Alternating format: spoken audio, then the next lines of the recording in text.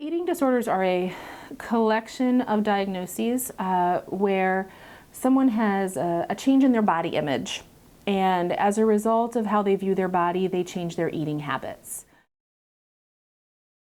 Nobody knows for sure what the root cause of an eating disorder is. There are some thoughts that there might be some genetics at play. There may also be some environmental factors, but there's no one reason a person gets an eating disorder. Anorexia is a disease that strikes both male and female patients.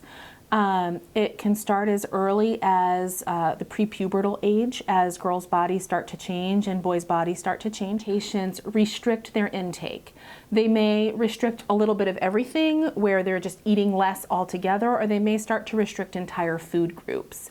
They become very aware of their weight. They might focus on their weight.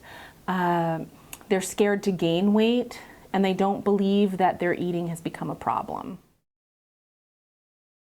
They might be very tired or run down. It might hurt their stomachs to eat.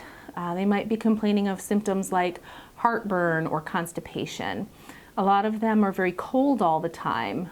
They might wear a big sweatshirt during the summer. They may have lost their period and may not be having their period anymore. They could also complain of dizziness. So lots of very generic symptoms, but when put together with the symptom of weight loss, make me think about an eating disorder.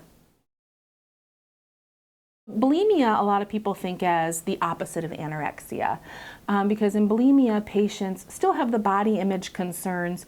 However, they tend to overeat, and we call that a binge. And after they binge, they feel so bad about the binge, they feel like they need to purge. And that purge could be extra exercise, the use of laxatives, making yourself throw up in order to kind of get rid of the calories you just took in.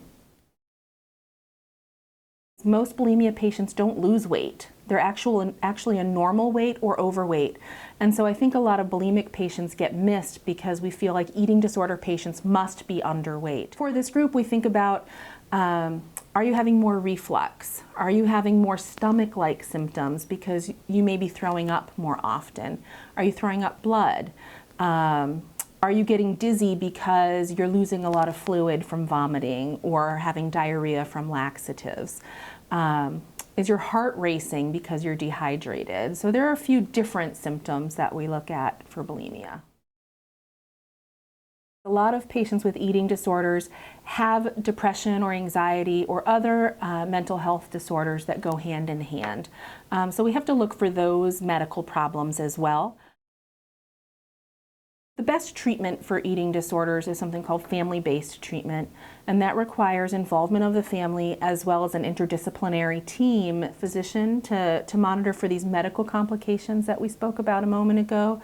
A dietitian can help to give ideas on what to feed the child or what they might be missing from their restrictive diet, and a psychologist to really get at the baseline of what's happening.